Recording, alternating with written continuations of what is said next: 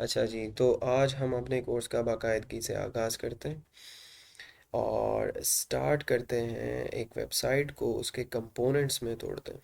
कोई भी वेबसाइट आपको नज़र आती है वो मेनली तीन चीज़ों पे बेस्ड होती है: HTML, CSS और जावास्क्रिप्ट। HTML से हम वेबसाइट का स्ट्रक्चर बनाते हैं। लेट्स से एक फॉर्म बनाते हैं जिसमें इनपुट्स हैं, जिसमें आप कुछ भी एंटर कर सकते हैं। Let's say first name, last name. इसके अलावा सबमिट बटन्स हैं। ठीक है, इसके अलावा आपके पास डिफरेंट टाइप्स का टेक्स्ट है, वो भी आप प्लेन टेक्स्ट दे सकते हैं। अब बग़ैर किसी स्टाइलिंग के आपके पास एक स्ट्रक्चर फॉर्म हो गया। अब उस पे स्टाइलिंग करनी है क्योंकि हम तो अच्छी खूबसूरत वेबसाइट्स बनाएंगे। तो उसकी स्टाइलिंग के लिए हम CSS यूज़ करते हैं। लेट्स से जो फॉर्म आपने डिज़ाइन किया है उसमें जो टेक्स्ट है उसको आप डिफरेंट कलर्स दे दें, उस टेक्स्ट को आप डिफरेंट साइज़ दे दें, बोल्ड कर लें, टैलिक कर लें। इसके अलावा किसी को ग्रीन कलर दे दें, किसी को पर्पल कलर दे दें। ये सारा CSS, किसी को अंडरलाइन कर लें। ये सारी जो स्टाइलिंग है वो हम CSS के थ्रू करेंगे। इसके बाद जावास्क्रिप्ट उस वेबसाइट को फंक्शनल बनाती है। यानी कि जावास्क्रिप्ट एक प्रोग्रामिंग लैंग्वेज है जिसके थ्रू हम वेबसाइट्स को फंक्शनल बनाते हैं। यानी आपने अभी तक जो फॉर्म डिज़ाइन किया वो फंक्शनल नहीं है। आप किसी यूनिवर्सिटी में रजिस्ट्रेशन के लिए उसका ऑनलाइन फॉर्म फिल करते हैं, तो जब आप रजिस्टर बटन पे क्लिक करते हैं तो क्या होता है, आपका जो फॉर्म है वो सबमिट हो जाता है और आपका एडमिशन कंफर्म हो जाता है। या आप फेसबुक पे जाते हैं, साइन इन करने जाते हैं या साइन अप करने जाते हैं, साइन इन पे क्लिक करते हैं तो फॉर्म खुलता है, साइन अप पे क्लिक करते हैं तो दूसरा फॉर्म खुलता है। ये जो क्लिक पे हो रहा है ये किसके थ्रू हो रहा है? जावास्क्रिप्ट के थ्रू हो रहा है। तो जावास्क्रिप्ट हम फंक्शनैलिटी ऐड करने के लिए वेबसाइट्स पे यूज़ करते हैं। वेबसाइट्स की अगर मैं एक आपको एग्जांपल दूं HTML, CSS और जावास्क्रिप्ट के रोल की, तो आप एक गाड़ी को कंसिडर कर सकते हैं। पहले जब गाड़ी बनती है तो उसकी बॉडी बन जाती है आयरन की या जो भी उसमें मटेरियल यूज़ हो रहा है, पहले उसका स्ट्रक्चर क्रिएट करते हैं। उसके बाद उसकी कलरिंग वगैरह और LED लाइट्स और उसको खूबसूरत दिखाने के लिए और ख़ूबसूरत बनाने के लिए उस पे कलर वगैरह और ये सारी चीज़ें ऐड करते हैं, जो कि वेबसाइट्स में किसके थ्रू होता है? CSS के थ्रू। और फिर किसी काम की नहीं है गाड़ी अगर वो चले ना, तो उसको चलाने के लिए फिर हम उसमें इंजन लगा देते हैं। तो इसी तरह वेबसाइट में हम जावास्क्रिप्ट यूज़ करते हैं उसको फंक्शनल बनाने के लिए। अगर हम इंसान की बॉडी को रिलेट करें तो इंसान का जो स्केलेटन है दैट इज़ HTML। फिर आपने अच्छे सूट बूट में इंसान को देखा होगा, अच्छे अच्छे कपड़े, तो दैट इज़ CSS, उससे स्टाइलिंग हो गई। फिर अगर इंसान का ब्रेन नहीं है, ब्रेन इज़ जावास्क्रिप्ट। ब्रेन के थ्रू आपकी पूरी बॉडी फंक्शनल हो जाती है। तो ये एक इंट्रोडक्शन है। हम स्टार्ट HTML से करेंगे जिसमें हम वेबसाइट का पहले एक स्ट्रक्चर बनाएंगे। इस कोर्स में HTML CSS के लिए हम ये बुक फॉलो कर रहे हैं, HTML and CSS design and build websites bye John Duckett. तो आगे बढ़ते हैं, ये सारी चीज़ें आप खुद पढ़ सकते हो बुक से, जो मैंने आपको प्लेन उर्दू में समझा दी हैं। अच्छा जी,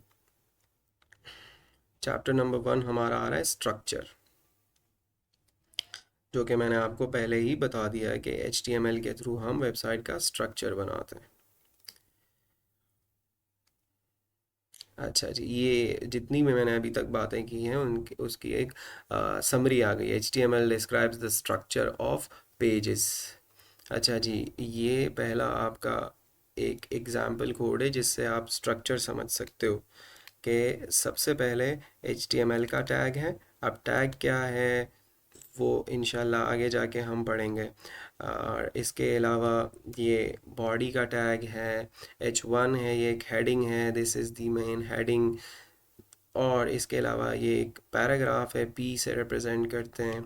अच्छा, इसमें ये नहीं कि ए बी सी, ए से लेके जी तक सारे अल्फ़ाबेट्स हैं आपके पास। एच टी एम एल ने कुछ आपको टैग्स या एलिमेंट्स दिए हुए हैं जो आगे जाके हम इंशाल्लाह एक्सप्लोर करेंगे। अभी के लिए जस्ट आप ये समझें कि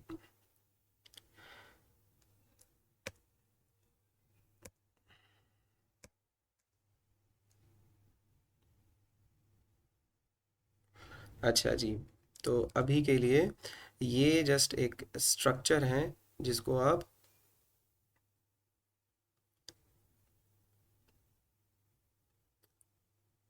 समझ सकते हैं। Sorry for inconvenience. अच्छा जी, तो ये एक स्ट्रक्चर है आपके वेब पेज का जिसको आगे जाके हम एक्सप्लोर करेंगे।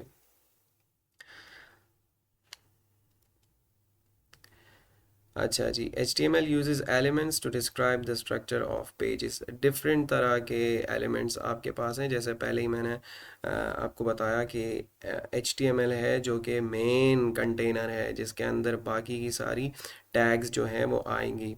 इसके अलावा बॉडी है, इसके अलावा H1 है, P है पैराग्राफ, H2 है, ये हेडिंग्स की डिफरेंट लेवल्स हैं। ये सारी चीज़ें हम आगे जाके एक्सप्लोर करेंगे, लेकिन जस्ट ये एक स्ट्रक्चर है।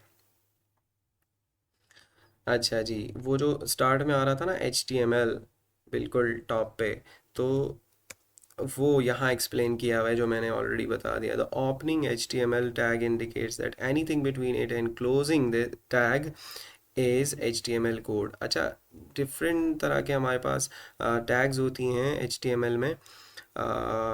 कुछ कहलाती हैं सेल्फ क्लोजिंग टैग्स और कुछ को हमें खुद क्लोज करना पड़ता है। जैसे HTML को हमने स्टार्ट किया तो उसको क्लोज भी करना है स्लैश लगा के। ये सारी चीज़ें आगे देख के हम समझेंगे। अभी जस्ट आपको एक ओवरव्यू दे रहा हूँ, ठीक है। उसके अलावा बॉडी का टैग है, स्टार्ट हो रहा है, एंड हो रहा है। अच्छा, अब बॉडी टैग का काम क्या है? The body tag indicates that anything between it and the closing body tag should be shown inside the main browser window. जो आप देखते हो ना, लेट्स से अगर मैं यहाँ से ब्राउज़र पे आ जाऊँ तो यहाँ से लेकर ये पूरा जो एरिया है यहाँ तक, ये पूरा एरिया, ये है बॉडी। जो भी हम बॉडी के अंदर लिखेंगे वो सीधा उधर आएगा। अच्छा जी, words between H1 and H1 closing tag are a main heading।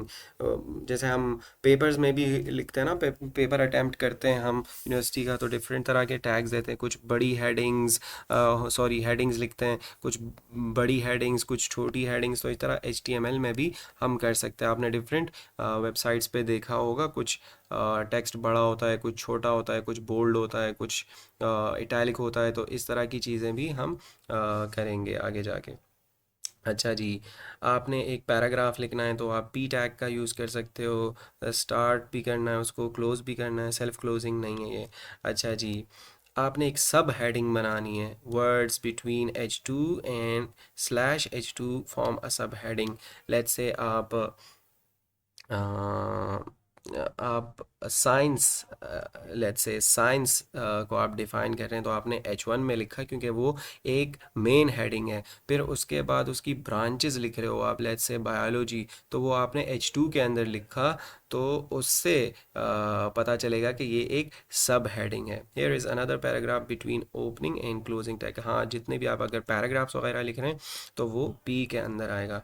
इसके अलावा यही एग्जाम्पल्स हैं। और बॉडी को हमने स्टार्ट किया था तो उसको क्लोज भी करना है, HTML को स्टार्ट किया था तो उसको क्लोज भी करना है।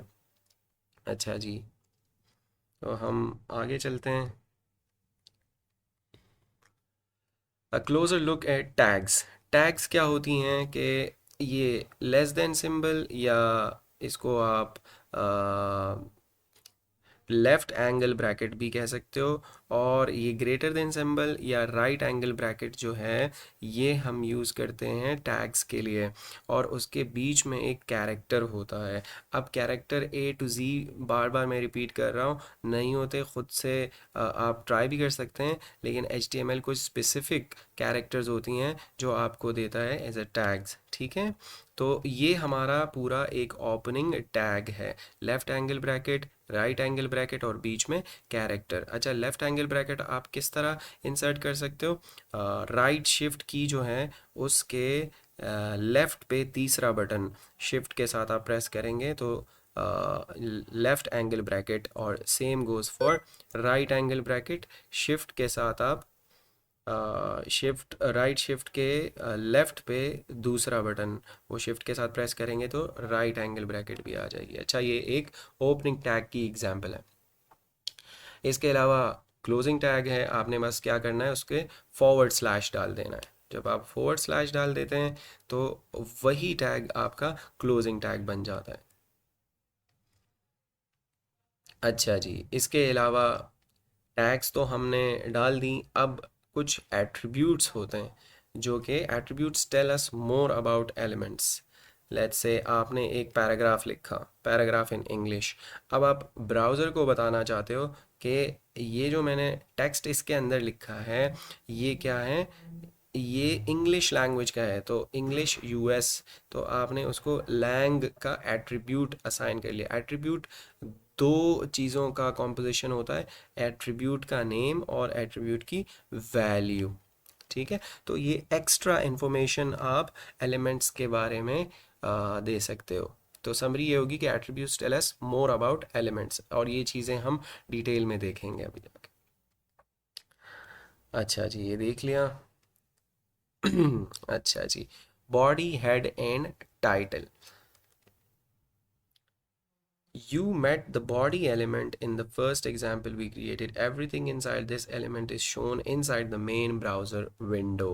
अच्छा जी, मेन ब्राउज़र विंडो के अंदर शो होता है, जो मैं ऑलरेडी डिस्कस कर चुका हूँ। तो ऐसा करते हैं कि ये कोड उठाते हैं और रन करते हैं। अब कोड के लिए हमें एक कोड एडिटर चाहिए होगा, और इंडस्ट्री में जो बहुत ज़्यादा यूज़ हो रहा है वो विजुअल स्टूडियो कोड है। आप डिफरेंट एडिटर्स यूज़ कर सकते हैं। विंडोज़ में बिल्ट इन भी आता है नोट पैड, वो भी यूज़ कर सकते हैं, लेकिन माइक्रोसॉफ्ट विजुअल स्टूडियो कोड जो है वो बहुत इजी टू यूज़ है। हमारा काम उसमें बहुत आसानी से होता है।